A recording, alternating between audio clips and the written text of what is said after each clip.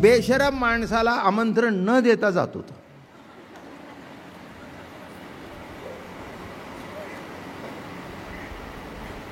काय हळदी कुंकाचं आमंत्रण असू दे नसू दे, लग्नाचं आमंत्रण असू दे नसू दे, हा पुढे हजर. मग ते म्हणतात त्याने कोणी बोलवलं, त्यानं कशाला बोलवायला लागतं म्हणले.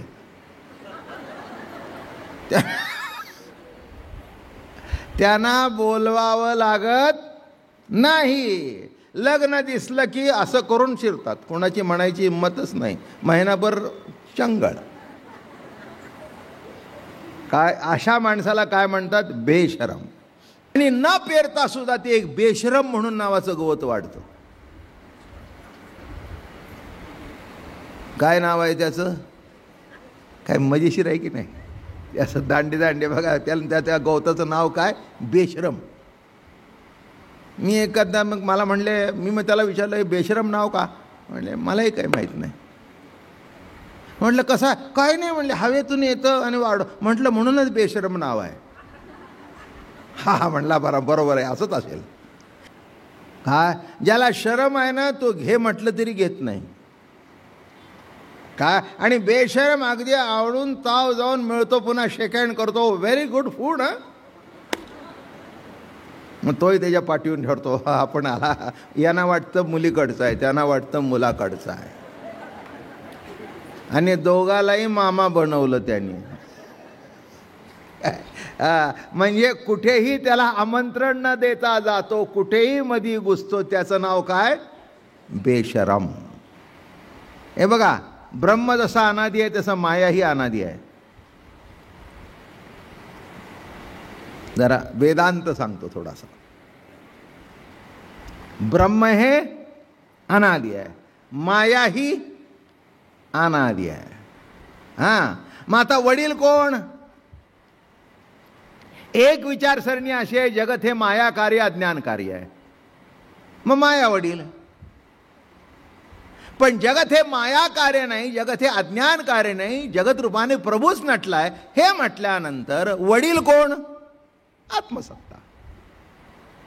अहो त्याच्या खंडनाकरता तर हा अमृतानुभव ग्रंथ झालाय नाही का. जगत हे माया कार्य, जगत हे अज्ञान कार्य नाही का. हे बघा काय झालं, ते हे जगत असं नटलेलं आहे. मग त्याच्यातून हे सुख दुःख चांगलं वाईट हे निर्माण करतं. मग ईश्वरी सत्तेतून चांगलं वाईट कसं निर्माण होईल, म्हणून हे कुणी निर्माण केलं, मायेने.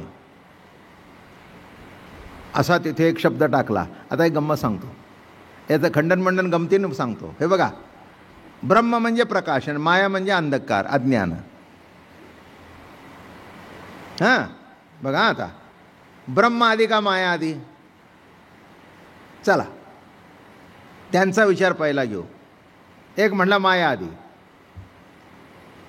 बरोबर आहे. अज्ञानातून ज्ञान येऊ शकतं का, नाही, बरोबर आहे. म्हणजे ब्रह्म आधी. मग ब्रह्मानंतर माया का, जिथे प्रकाश आहे तिथे अंधकार येऊ शकतो का, नाही. म्हणजे ब्रह्माच्या आधीही माया नाही आणि ब्रह्माच्या नंतरही माया नाही. त्याच्याकरता आता पुढे येईल, आता जेव्हा तुमचं माझं भेट होईल पुन्हा पुढच्या वर्षी आले. आता उद्या प्रवचनाचा शेवट आहे, पुढे 3 दिवस कीर्तन आहेत. आलं का लक्षात. योग असेल तुमचा माझा ऐकण्याचा तर होऊन जाईल, त्याच्यामध्ये काही प्रश्न नाही आहे. काय आणि अज्ञान खंडन, हे तर अमृतानुभवाचा अज्ञान खंडन म्हटलेलं नाही त्यांनी. बघा काय, हे बघा, शब्दाची कोर, पदाची कोर न सांडी, ते असं म्हणत नाहीत. इतर म्हणतात अज्ञान खंडन.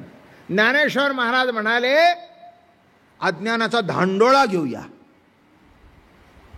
शब्द कळला का, समजून घ्या, पुन्हा समजून सांगतो मी. अज्ञानाचा धांडोळा घेऊया म्हणजे काय. अहो धांडोळा घ्यायचा म्हणजे अज्ञान असेल तर खंडन करू, नसेल तर खंडन करण्याची तरी गरज काय. एक मांजर घरात आला आणि त्याने ते उतरंडीवरचं काहीतरी पाडल्यावर भांडं ठण ठण ठण ठण ठण झालं. ते ओरडले, चोर चोर चोर चोर चोर चोर चोर. हां, ते घरातली जी बायको होती ना बाई, ती कमजोर वृत्तीची होती. ते शेजारी कोणीतरी चोर झाली होती, ते तिच्या डोक्यात तेच बसला होता. ते भांड्याचा आवाज आला, चोर चोर चोर चोर चोर चोर चोर चोर चोर. मग नवऱ्याला उठवलं, अमकं उठलं तमकं उठलं, बॅटरी घेतली, बघितली, भांडं पडलं, दार नीट होते. नवरा म्हणला, काय ग काय तू काय, ते मांजर रोज येते, तो तुझ्या डोक्यात चोर बसलाय, कळलं का तुम्हाला. चोर म्हटल्यावर नवऱ्याने काठी घेतली.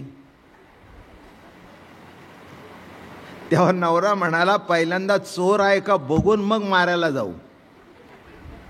चोरच नसेल तर मारणार कोणाला. तसं अज्ञान असेल तर खंडन करू, अज्ञानच जर नसेल तर खंडन कोणाचं करायचं ना. मी अज्ञानाचा धांडोळा. अरे तुमचं माझं भाग्य आहे, ज्ञानोबारायासारखा महात्मा या त्रिभुवनात झाला नाही, इथून पुढे होणार नाही. काय दृष्टी आहे नाही का. शब्द कसे वापरतात असं म्हणत नाहीत मी शब्दाचं खंडन करण, बिलकुल नाही. अज्ञानाचं खंडन आहे का बघू. खंडन करायचं म्हणजे आहे सिद्ध झालं. खंडन करायचं म्हणजे काय. तुम्ही म्हणाला खंडन करायचं म्हणजे आहे सिद्ध झालं. अरे असेल तर खंडन करू, पहिल्यांदा धांडोळा घेऊ. बरोबर आहे. मग आता इथे वडील काय मानायचं. नाही नाही, म्हणजे वडील नेमकं काय मानायचं. ब्रह्म, सत्ता का माया. काय अविद्या मानणारे म्हणतील मायेतून निर्माण झालं. ते म्हणले आम्हाला माहितीच नाही, आहे ते परब्रह्म आहे, आहे ती ईश्वरी सत्ता आहे, ईश्वरी सत्तेचं दर्शन आहे. म्हणून या ठिकाणी म्हणाले, माया हे जाणो जावे तरी मायाची निसे स्वभावे, आता वाऊगाची मिरवे शब्द दावी. मुळातच माया नाही तर कुठून मिरवता. हे फक्त शब्दानी गंमत केलेली आहे. म्हणून ते झाड कुणी लावलं नाही, कुणी त्याचं बी आणलं नाही, कुणी पेरलं नाही, तरीही ते म्हणून त्याचं नाव बेशरम. त्या माणसाला मी जवळजवळ 10 मिनटं प्रवचन ऐकवलं. मला म्हटलं, बाबा महाराज मी धन्य झालो. म्हटलं कशावर धन्य झालो. बेशरमचं प्रवचन ऐकून.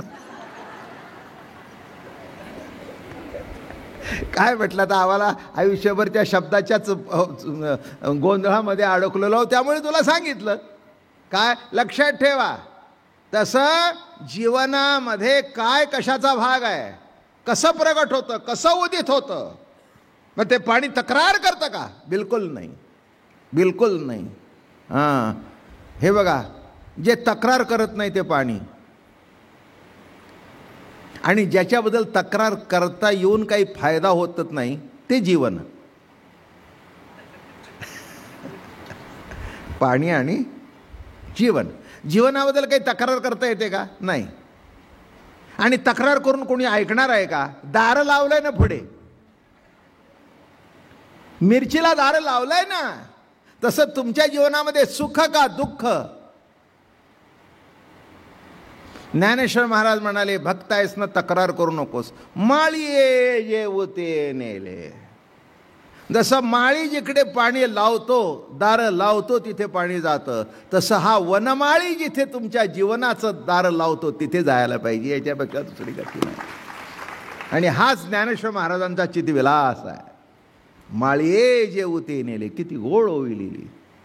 तेवते जळ निवांतची गेले, ते पाणी ऐसे लागे हो आवेगा.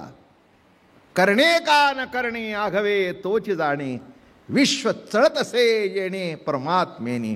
उनिया पुर्याचे काही उरोनी दिया पुलिया, ठाई स्वजाती करोनी घेई जीवित्वा फुले. माळिये जेवते नेले, अशी पुढे ओवी आली ती. मग असं प्रत्येक कर्म हा प्रभूचा विलास आहे. हे ज्याला समजतं त्याला चितविलास समजू. तेव्हा हे शब्दखंडन हा सुद्धा त्यातला एकच विलास आहे. हाही त्या शब्दातला विलास आहे. कळलं का तुम्हाला. माझं बोलणं कळलं. एक पक्ष आणि दुसरा पक्ष. हे बघा, दोघंही शब्दाचाच आधार घेतात आणि शब्दाच्या आधाराने एकमेकाचं खंडन मंडन करतात. आधार काय त्याला. काय शब्दानी मंडन, शब्दानी खंडन. आधार कशाचा. शब्दाचा. तसं या ठिकाणी शब्दाच्या माध्यमातून ज्ञानेश्वर महाराजांनी खेळ मांडलाय. माया हे जाण जावे तरी मायाची नसे स्वभावे, आता वाऊगेची मिरवी हे शब्द दावी. कोणी म्हणेल वडील म्हणजे माया आहे. त्यातला भाग असा आला, हा अमृतानुभव आहे. त्यामुळे ती कोर सुटता कामा नये.